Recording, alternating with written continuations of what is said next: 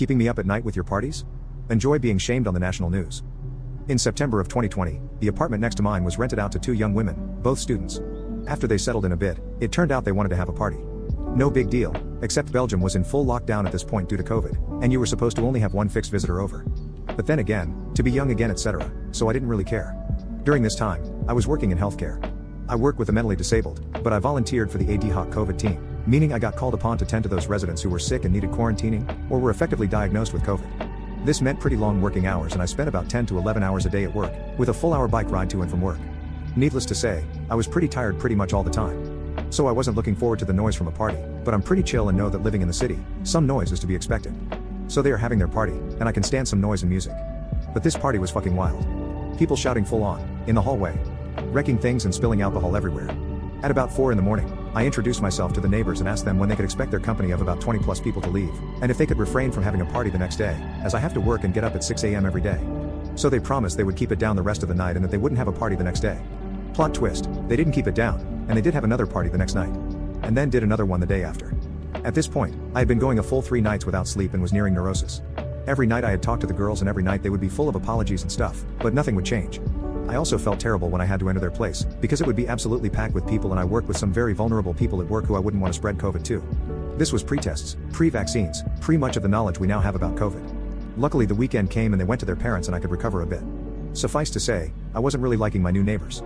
During the next few weeks, they refrained from big parties, but they would have a constant flood of people coming over during the night. And by constant, I mean constant. Like their bell would ring 70 times a night and people would always be coming or going. And those people would be drunk and loud. Our communal hallway is pretty much an echo chamber because it's all stone and any noise will travel throughout the building. Basically I couldn't rely on sleep at night. It drove me crazy. I could only sleep Friday through Sunday, because then they would go off to their parents or whatever. I couldn't grasp how they could know this many people that would always be coming and going. During one night, while knocking on their door to complain about the noise, I encountered my upstairs neighbor, and decided that we would have to join forces to get this to stop. My neighbor told me some important bits of information. The reason there were people coming and going all the time was because they used their apartment as a makeshift bar and hangout. During this time, bars were closed due to COVID and all those students were using the big apartment to hang out. Moreover, across the street was another frat house with 5 boys living there, and that too was a secret hangout. So people would hang out at those 2 places and cross the street if they wanted a different atmosphere or wanted to see their other friends etc. And the boys from across the street would also come over 15 times a night. Most visitors seemed to be law students or affiliated with them. Basically our communal hallway was just a part of their cafe space now. So we tried talking to the girls. Then we started to talk to the visitors. None of them had any sympathy for us when we were asking them to be quiet at 4 a.m. in the morning. Most of them just laughed at us, as we were the pesky neighbors no doubt. Even more of them were just so wasted that they didn't know what they were doing. So we started calling the police dozens of times. Most of the time, they weren't let in and the police told us they couldn't do anything. We kept calling, as we wanted a record of our calls in the system. Belgium was still in full lockdown at this point and what they were doing was full of illegal. Even so, the police told us their hands were tied if they wouldn't open the door. When the police couldn't help, I turned to the next best thing. I'm a social worker and so I have no problems looking up information and calling around to look for help. This is what I did. Most places, student unions, police, town hall, were understanding but couldn't really do much. So I acted on the suggestion of the upstairs neighbor and contacted one of the girls' dean. I sent him a nice email about how I was sorry for bothering him and taking up his time, but I had this big group of students from his faculty ganging up every night and maybe he wanted to know about it since they were breaking every possible COVID rule that existed at that time? Especially since me and my neighbor were about to go to the papers with this story, as secret lockdown parties were becoming a thing in the papers at this point. This dean called me back right away and we had a nice talk about our problems. He told me he was on it. So basically what he did was call the law student girl, and her parents. Big drama ensued and we finally got to sit down with the girls and they finally sounded like they were sorry.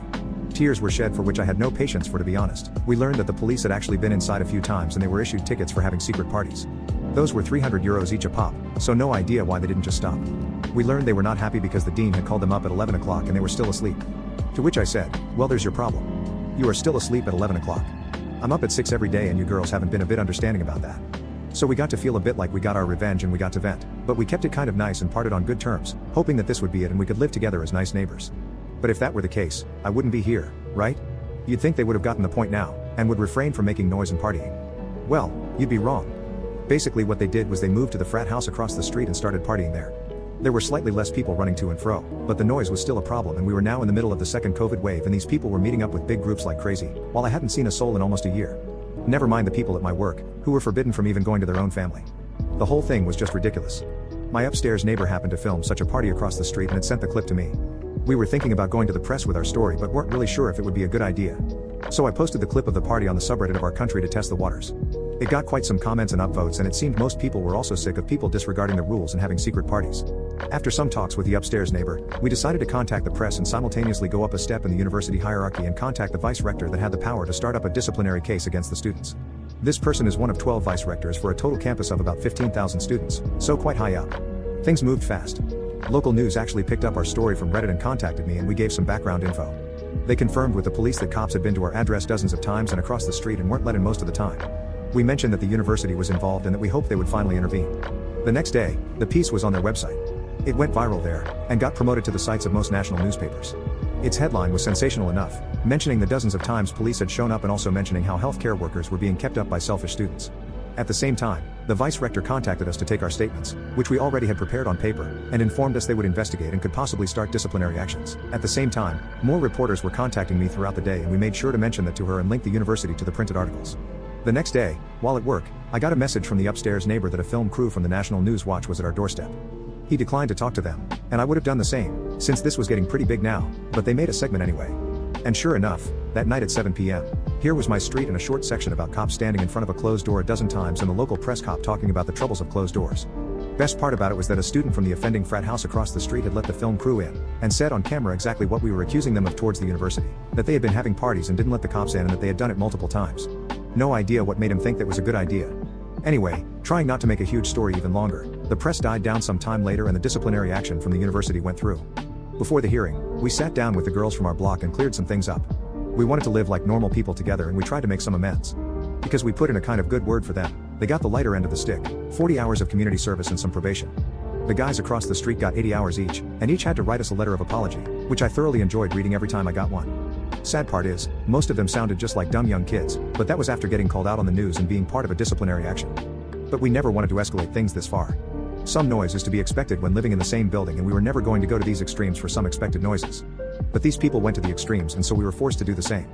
Rest of the year, a simple message on WhatsApp was enough to silence any noises we had coming from their apartment. If anything, I hope they learned that even very polite and chilled people can become very upset when presented with sleep deprivation and excessive noise.